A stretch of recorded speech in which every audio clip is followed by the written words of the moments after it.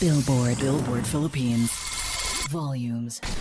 On this episode of Volumes, we learn some life lessons from a national artist. Let's turn up the volume on Mr. Ryan Cayabyab.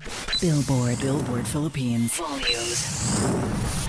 So, good evening, everyone. We are turning up the volume on your favorite artist stories. And today we are with, he doesn't need an introduction, but he's a national artist, the one and only Mr. Ryan Cayabyab. Thank you for being here today. Hi, And Brett. Yeah. just to start the show, this is how we've been starting it usually. We like to go back in time to where you started music, where your love for music started, and just start with the beginnings. Are you sure? Yes, we would love to take it back for a second. Okay. My mom was an opera singer, Wow. and before she died, I was 6 years old. She told expressly my dad that not to allow any of the children to take up music as a course. career. That's Like always how it everybody. goes. Yeah. I mean, it's so normal. But see, she was a musician herself, Mm, and she was an opera singer, and she was a college professor. She was a college instructor at the UP College of Music, and she taught voice. And yet, we also had 10 lady boarders living with us inside our house inside the UP campus, and they were all taking music. wow. So every day was like music day. It's lost it's like a Yeah. music class for me. There was no escaping music. So finally, she passed away in 1960. I was 6 years old. So you can start counting how old I am now. and and that's it. Even if I studied piano when I was 4 years old, Mhm. but you played piano pieces as a 4 year old. I was Studying not at prodigy. 4. My I was gosh. not like something you'll find in YouTube now, those young kids playing. It was only later on that I found a box of piano pieces left behind by our boarders Mm, because we left for another house. We left UP campus and we transferred to UP Village. My father built a small bungalow, and I found a box. It was filled with musical pieces left by the boarders. yeah. And what I did during afternoons, after school, you see, in grade school, you were only like, my classes were only in the morning. Mhm. And I had the entire afternoon to myself. And I didn't play so much outside. I stayed much inside the house, poring over the books. Wow. And I taught myself how to read music. Taught yourself how to read music. Right. Of course, I knew we were taught how to play the piano at 4 years old. But at about 8 or 9 years old, that's when I discovered the box and I started looking at the pieces. I started playing simple pieces Hmm. until I remember I was already 11 years old or 12. I was already playing Bach preludes and fugues. Amazing. And I learned it by myself. Yeah. But my sister, who knew a little more piano than I did, would scream from outside, from the other room, and she would say, "You're playing it too slow, or that's not an F natural, that's an F sharp." So I had a teacher who was not beside me. Yeah. Is it out there? Yeah, it was an external type teaching. So I learned how to play and read. Yeah. Brett, I read very well. I mean, I taught myself how to sight read. Hmm. Sight reading means you put a piano piece in front of me and I play it. Wow. And it was that brought me to my first job. After graduation from high school, Hmm. I auditioned as a pianist for a choir, and they got me in. I was 15 years old. My gosh. But when I was officially taken in, I just turned 16. Although I lied to them, I told them I was 18 because it was an institutional choir. I was tall.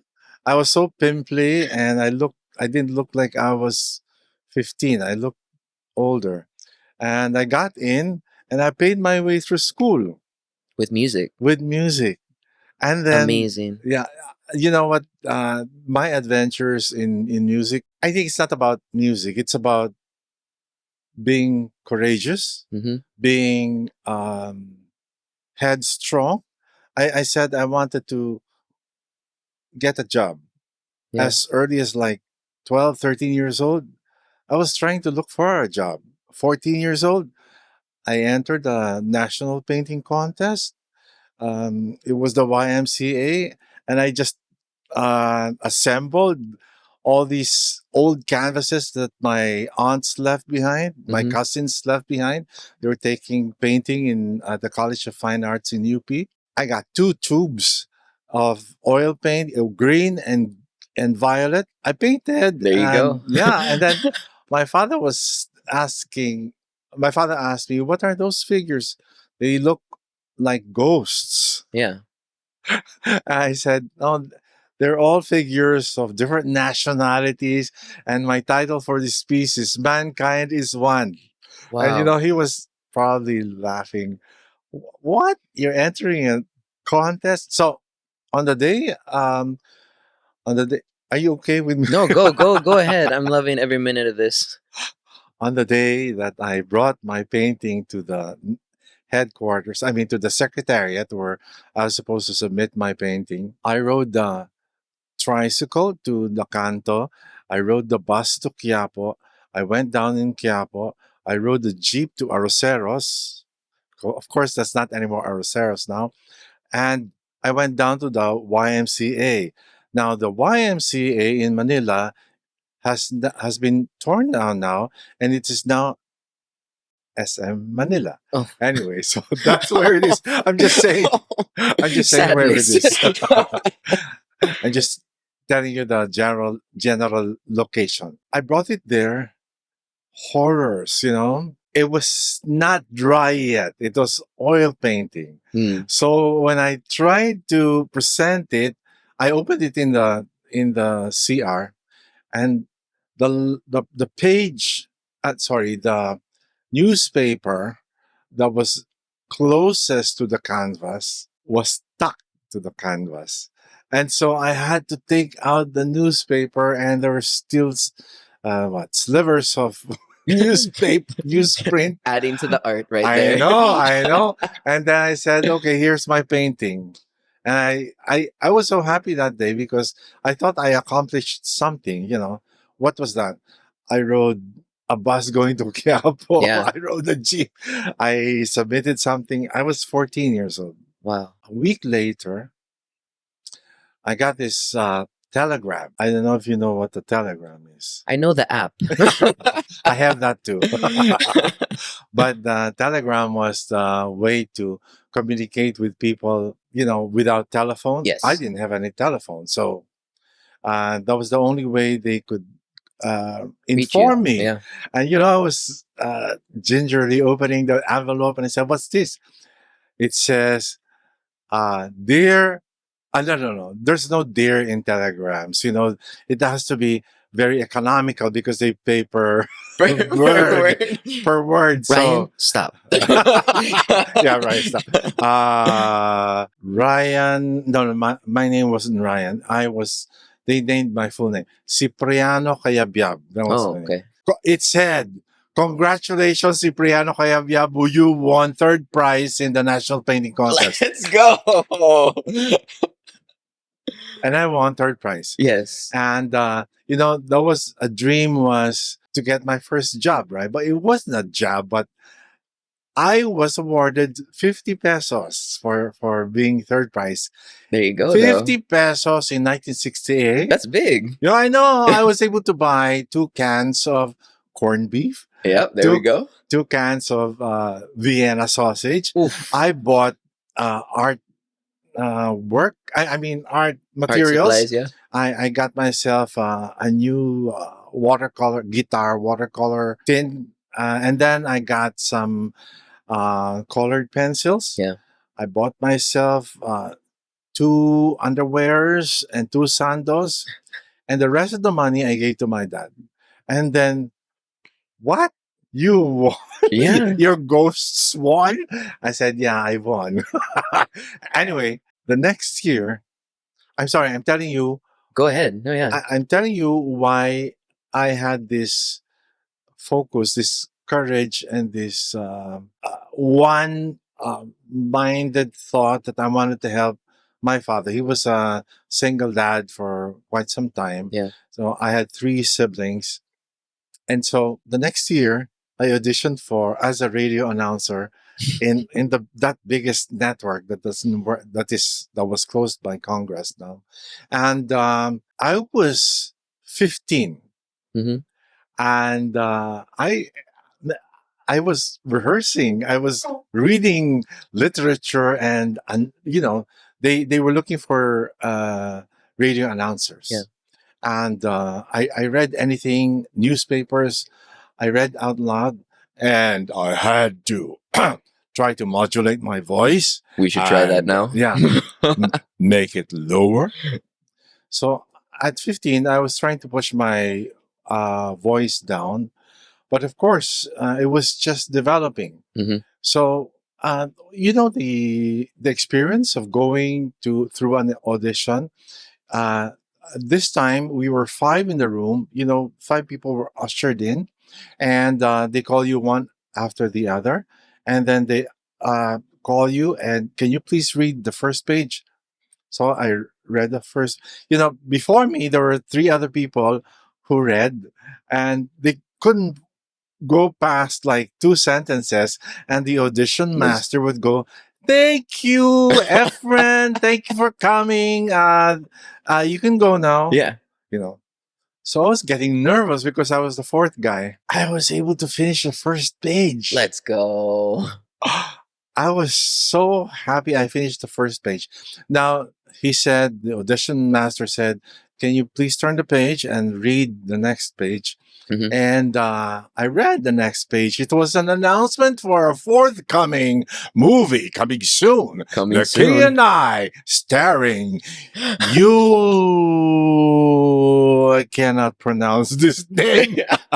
So I said, "You Briner," and my voice cracked. And Deborah Carr, and I started cracking all over the place. Mhm. And then I hear the toot toot toot. And the audition masters, "Cipriano, how old are you?" "I'm 15, sir." "Can you come back when you're 18?" That was 1968. Yeah. No, that was 1969. I'm sorry. In 1988, this was 19 years later, ABS got me to have to host my own television show, Ryan Yeah. Ryan Musikahan. So can you imagine that? That was an experience. And the third experience was this audition to play in a choir. Mm. That was my real job, and it started in 1970. So I can rightfully say that I'm now 53 years in the music industry. Wow. I'm so old. Congrats for that. That's amazing. No, I love that where you're saying that you can't escape the music and you haven't been able to ever since. No, I didn't. But that was my stepping stone, my playing the piano for the choir, Mm-hmm. because I also auditioned as a trainee for the Philippine Madrigal Singers. Mm-hmm. It's Philippines' number one choir. And they got me in because they knew that I could arrange. And they had this pop song, pop concert. Mm-hmm. And they had me arrange um, "She Loves You" by the Beatles. They had me arrange "Father and Son." I know you're familiar with that. That's Cat Stevens or James Taylor. "It's now Cat Stevens. time to make a change." Cat Stevens. Cat Stevens. Thank you. Thank you, audience. See, it's so long. But I did many other arrangements for them. And because of that, they asked me to join them in a concert with it was a big concert with at the CCP with the Repertory Philippines. And remember, I was just like what 17 years old here. Hmm. I didn't make it to the stage. I just was orchestra pit chorus. You know what Yeah. a pit chorus is? You're not on stage, but you're in the pit. But this time I wasn't in the pit. I was backstage. You Yeah. know, nobody can see us. We were just there singing with my other pit chorus guys. But because of that, I met some of the stars there. Hmm. They hired me later on because you know what I did? Because my classes in school ended so early, 3 o'clock. I'd ride the bus. I'd go to the CCP. I'd be alone in the orchestra pit, but there was a grand piano and nobody stopped me. You know, I could play to my heart's content. I played and played, and then some of the stars come early. They sit beside me and they ask me, "Do you know this song?" And I know the song, and then we start singing. So as early as I was 17, I was jamming already with singers, and so through that singer, his name is Kohoy Laurel. Hmm. I met because uh, because he got me as his accompanist, as his musical director, and his music arranger. I met along the way Pilita Oh Corrales. my gosh. Yes. I met Celeste Gaspi. I met John Marie Chan. I Wow. met Nonong Pedero. Okay, very, very formative years for me because Nonong Pedero during that time was one of the top jingle writers, Okay. and John Marie Chan. Yes. So Nonong Pedero asked me to arrange for him. So I did a lot of jingles with him and I learned from him. You know, Hmm. why did he ask me? He couldn't write any notes, but he asked me, "Do you know how to write notes? Can you read?" Yeah, yeah. I said, "Okay, I want a flute to play this. This is how it goes. But can you write that?" Yeah, I wrote it, Yeah. put it in front of the flute player, and he played it for the recording. And then the next time, can you write for violin? Oh, I can write whatever you want, Hmm. and I can write it down. And then put it in front of the violin player. They played it. I didn't know that was a job. I thought I was just playing. Yeah. You know, after doing that kind of work, he would give me a check. He said, "Oh, what's this?" And I said, "That's your payment for your arrangement." I said, "Oh, Oh. may bayad pala to." I like this. You get paid for this. I said, and so on and so forth. I got some kind of work like that. And then John Marie Chan in 1974, he asked me to arrange the bulk of his recording. And some of the songs I can hear still here now. And he had it rearranged. I arranged the original Love at 30,000 Feet. What is Love at 30,000 Feet? This is the one. Da da da da da da da da da da da da.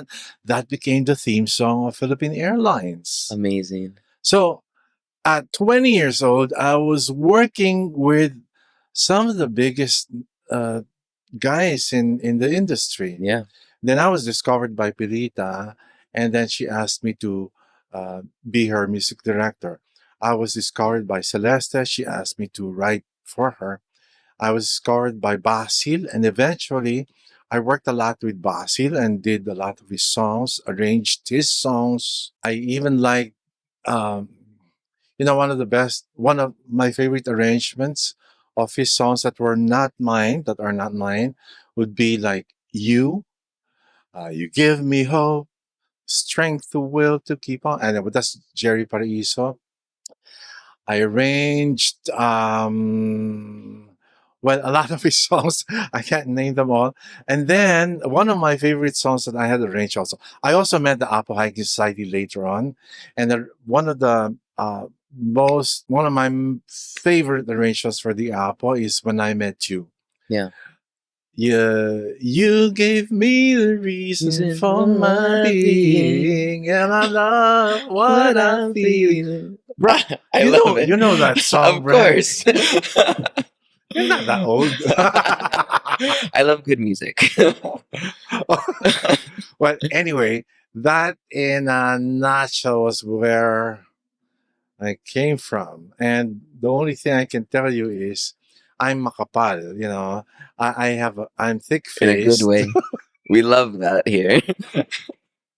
because whenever I'm asked to do speeches or to do what do you call that? Inspirational talks or something? Yes. Motivational talks is what they call it now. Um, the first thing I tell the young kids is don't be shy. Rule number one. Shy will not bring you anywhere. Don't be afraid to make mistakes because that's the only way you learn.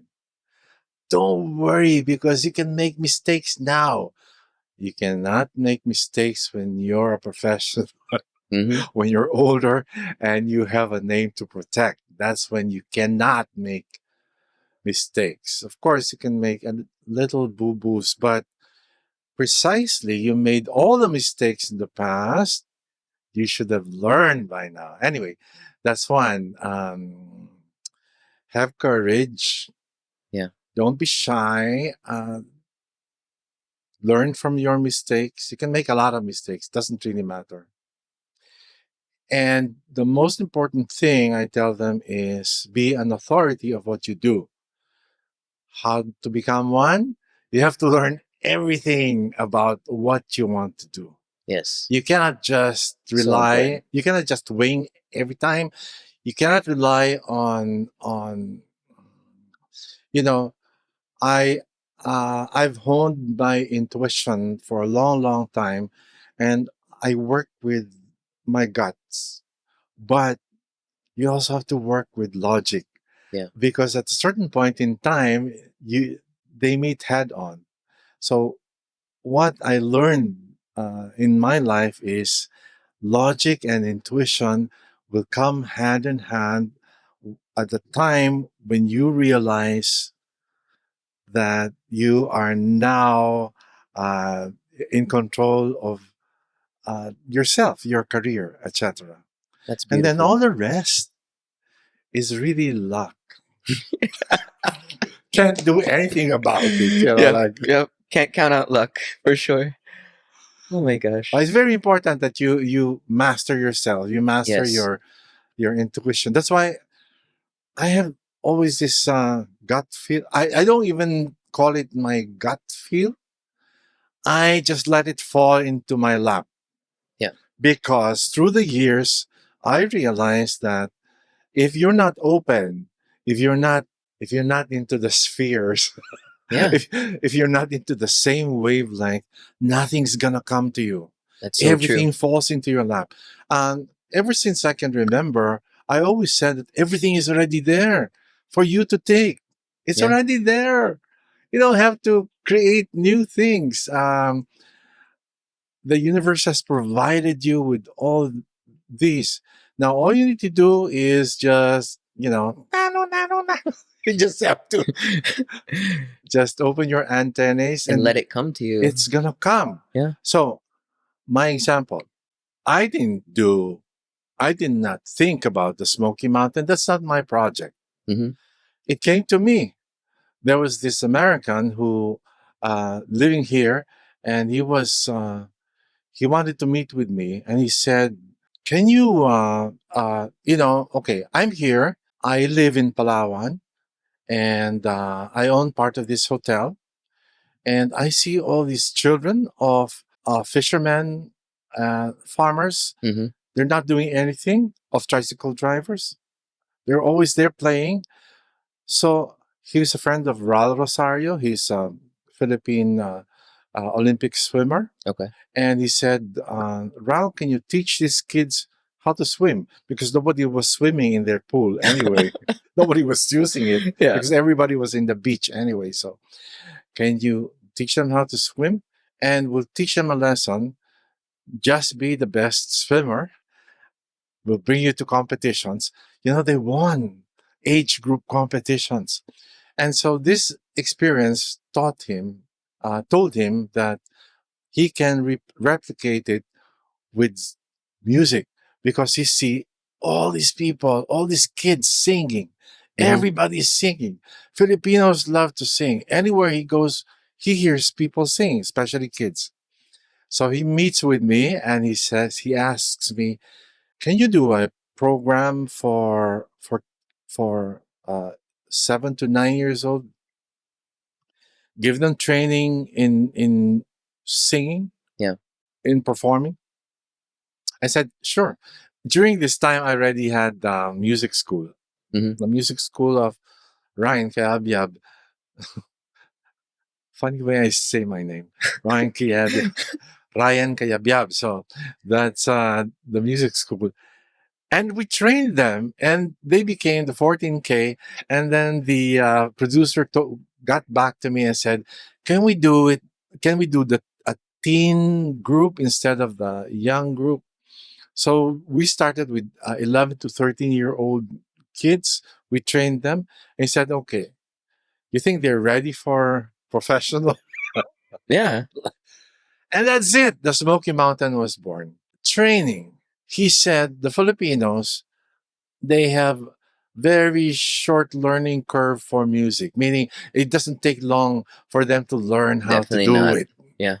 how to sing, how to perform, because it's already in them. Yes. So that was the thing behind Smoky Mountain. Again, it just fell into my lap. Same thing with Ryan Musikahan. I was just there at home. I was doing work, and I get a call. Can you have a meeting with us at the ABS offices? And we'd like to ask you if you have an idea for a show Yes. or something like that. I said, and so we just had a brainstorming session. And I said, if I want to do a show, I want to do a very simple show, a music show. Everybody sings, and then we just talk and sing and talk. I mean, that's as simple as just piano and singing. It's kind of like this Whoa. show here. Yeah. Yeah. And then I was so surprised. It had some kind of production. Mhm. Like, wow, it had a set. It had flowers every time we had. Anyway, that fell into my lap.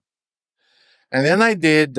Anyway, it's going on and on. Anything else you'd like to I know? I could listen to this story all day. I just think some of the best points that we're taking from this is that always be prepared for when it does come to you. Yeah. You know, your train your 10,000 hours, give yourself that time to learn every aspect of whatever you want to do in life. Exactly. So when it does come to you, you are ready. Yes. Yes. And you can let these beautiful things come to you. And I think that's just an amazing thing that you can say. And I love what you're saying. I think there's a beautiful Bisaya thing that we say where it says like you can't be shy because you won't eat. Can you say it in Bisaya?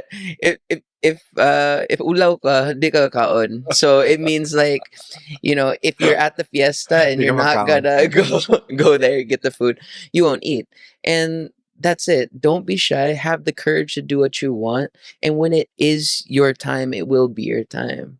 And I think that's something that is just speaks through generations.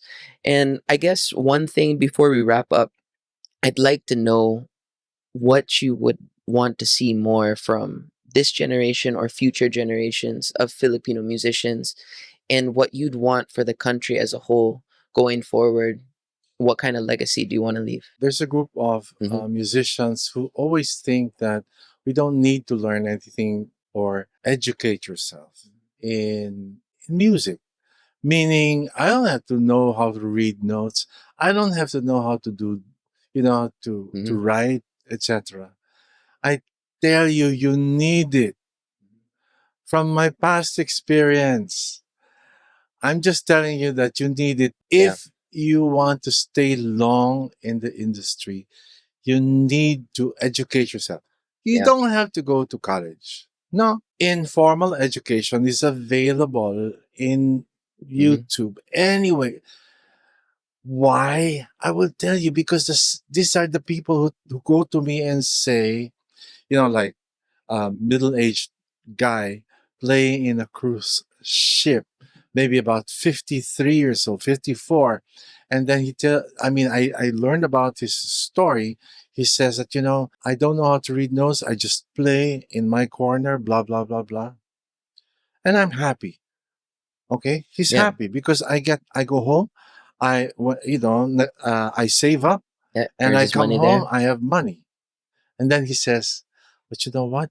Those young kids, those young graduates from Berkeley, young, 20-year-old, 21-year-olds, yeah. I was genuine. They go to the ship and they perform with the band.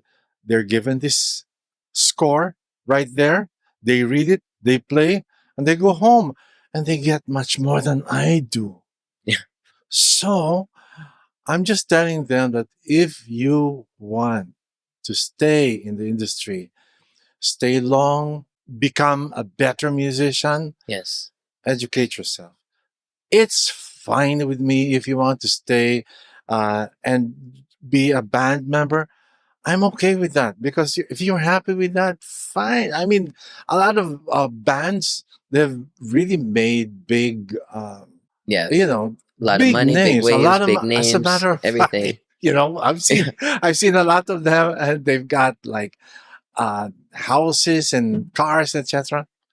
But later on, it really doesn't matter. The end of it is really what makes you happy. At the same time, I will tell them that, educate yourself. It's very important. That's an amazing thing to say, because if we want to build a bigger industry, we want to build a better industry. Yes, we can always just wing it, and it's all about the art, it's all about the all those things that we love. But if we want to build a bigger and better industry, educate educate yourself, find more people that want to educate themselves, and let's build a better industry together. That's it. Thank you for these words today, sir. So many things people can take from this. I'd want to stay here for an hour and keep talking with you, actually. So, but I just want to thank you for your time. Thank you for your contribution to Filipino music. Thank you for these words, and I hope everyone that's listening today takes something home and is inspired to do more. Thank you. This has been Billboard Philippines Volumes. Billboard Philippines.